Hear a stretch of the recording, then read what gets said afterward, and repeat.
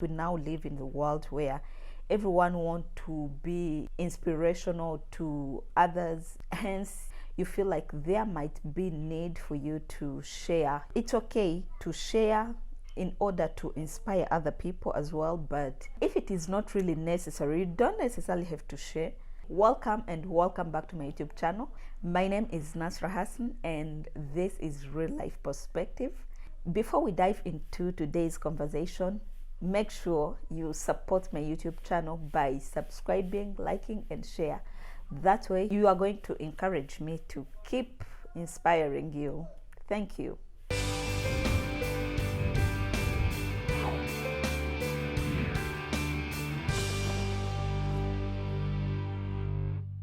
I resonate with this saying that says that people don't ruin what they don't know.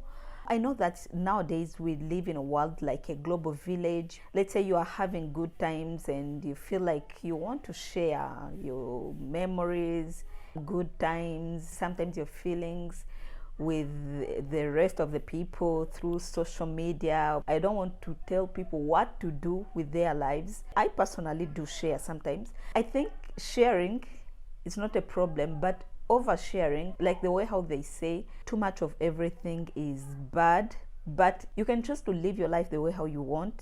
There are some people whose work is to show their lives publicly, let's say like socialites or reality TV stars. There are some people whose that is a career, and other people are so-called influencers.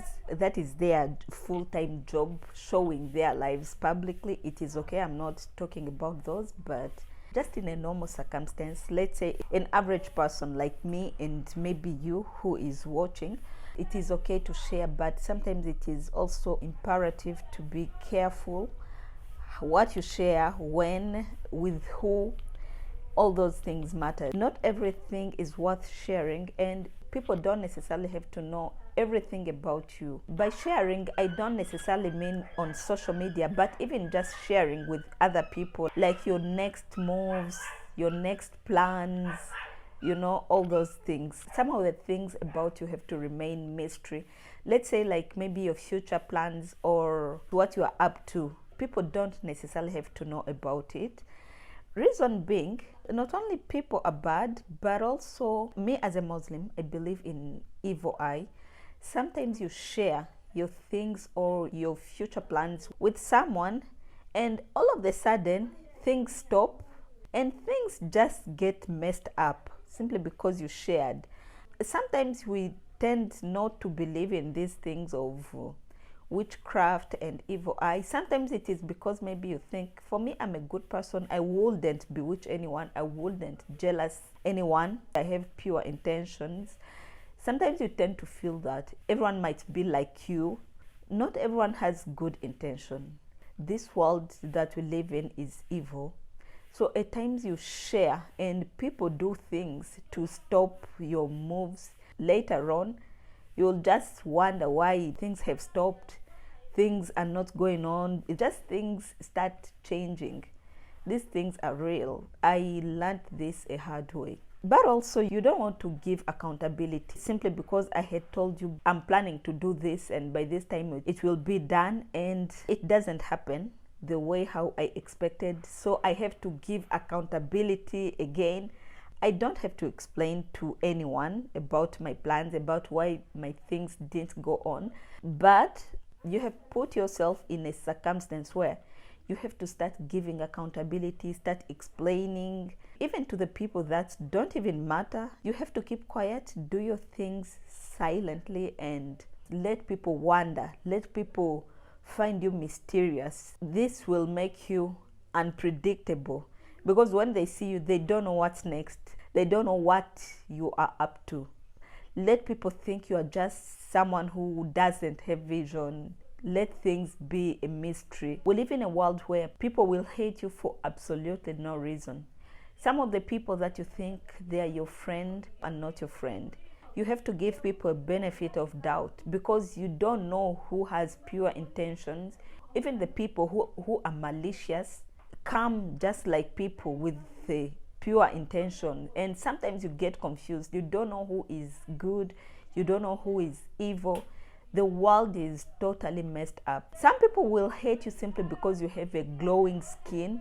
Some people will hate you just because of the way how God created you. And there's nothing you can do about that. Some people will hate you even when they are better than you in so many ways. You'll find even someone is driving a very expensive car, someone has a highly paying job, and hates you who bought a taxi, you who is even struggling, simply maybe because you are who you are. People will hate you because you are who you are. That's why you have to give people a benefit of doubt. You have to be very careful with the people that you call friends. You have also to be careful with those people who come in your life after 1 or 2 years. They haven't even talked to you. It's not like they have good intentions, but they just want to know your plans, what you are doing. It's not like they are interested in really knowing how you are, but they are just interested in knowing what your movements, what your plans, what you are up to in life. Then they go back. They are not even interested in knowing how you feel. They just want to know what is going on in your life. Then they go back to now start comparing your life with theirs. They are even not such a big deal. Such people exist, and you might think that person is a friend, but you really have to be careful with people. Although there are also other people. This is a person that they might not be checking on you like on a daily basis, but they care for you. And due to circumstances, life is taking them at a high speed. They can't really be checking on you, but this is a person that you may call even at midnight.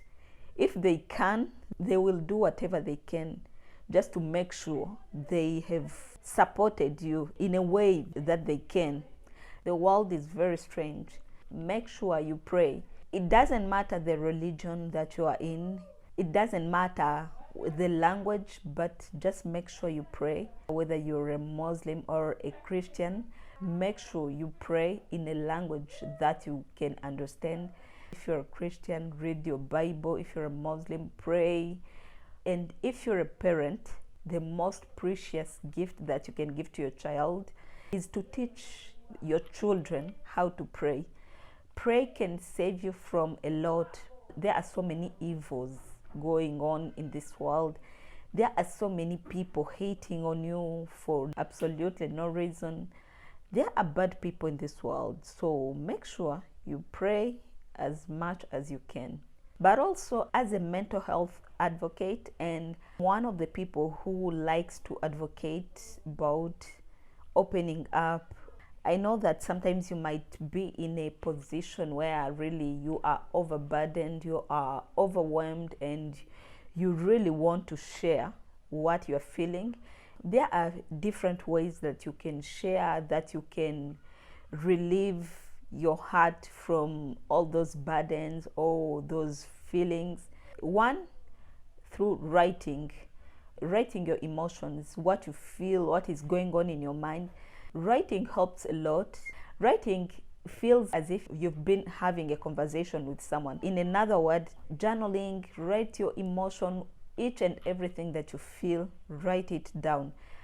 I assure you, when you write everything that you've been feeling, there's the way how you feel relieved. There's a way how you feel as if you've been having a conversation with someone. Number two is also somehow similar to number one, writing, but write on a piece of a paper.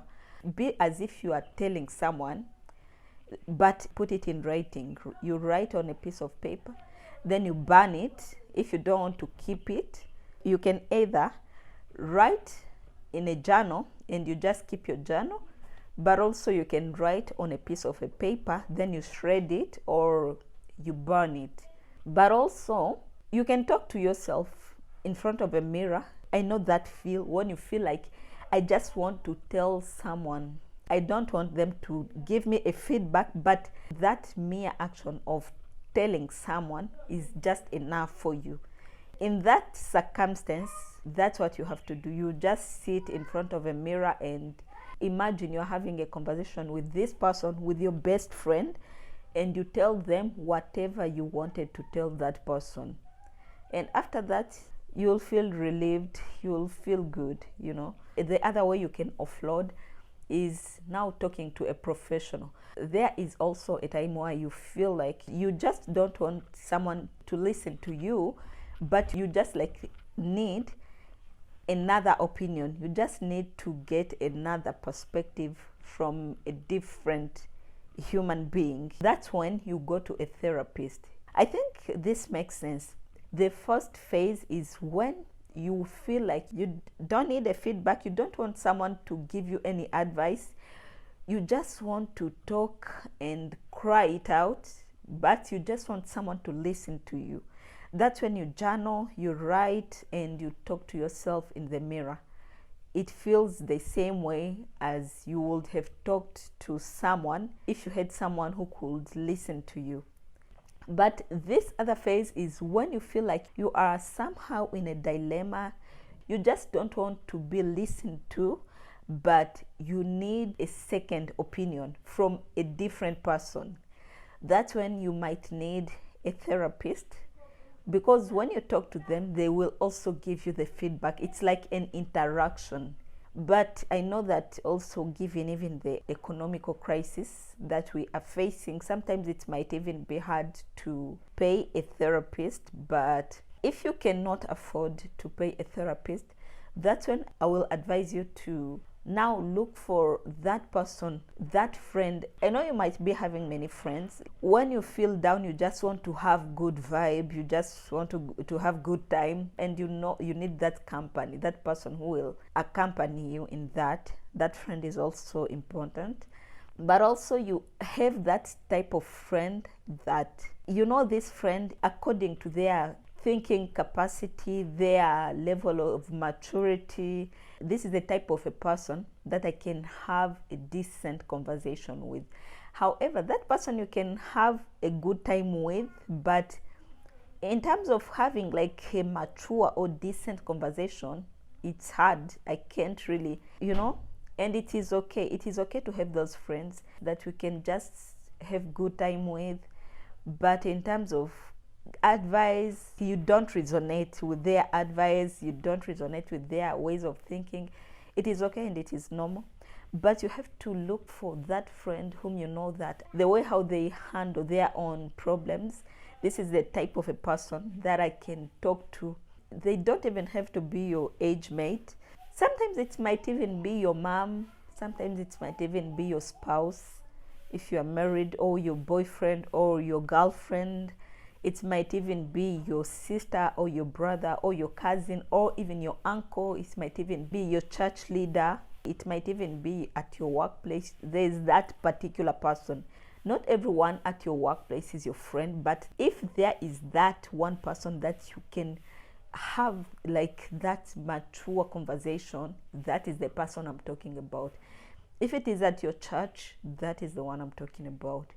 If it is in your family, that is the one that I'm talking about, because you trust their level of maturity. There is the way how certain informations just affect the way how people perceive you. They start perceiving you in a different like angle. They start relating you to that information, and they're like, now this one, what can they even tell me? Someone who slept with 50 partners, what can they even tell me? I used to respect them, but although you can still stand firm, it doesn't matter how many mistakes you made in the past, but what matters is who you are right now. Some of the secrets, you don't necessarily have to let people know about them. You just have to be mysterious. If they dig deep and they discover it, it is okay. And if they ask you about it, you slept with 50 men, that was before. That who I was, who I am right now is a different person. If you want to take that version of me, it is okay. And if you really want to focus on the person that you are interacting with in the present, this is who I am, and that is my past. The choice is yours. That is if they really dug too deep to really get to know about those secrets.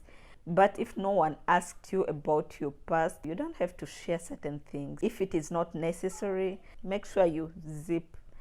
Yeah, And that is all I had for you, ladies and gentlemen. I hope you have enjoyed this conversation as much as I've enjoyed making it for you. If so, kindly give it a thumb up and do not forget to subscribe, like, and share as a way to encourage me to keep inspiring you, if at all my video do inspire you, but also to unlearn, learn, and grow together. I will prefer that this is interactive if you leave me the comment in the comment section, because I also still want to learn more. I don't know much. I'm still growing. My name is Nasra Hassan, and from Real Life Perspective, I can't wait to see you in the next episode. Bye and stay blessed.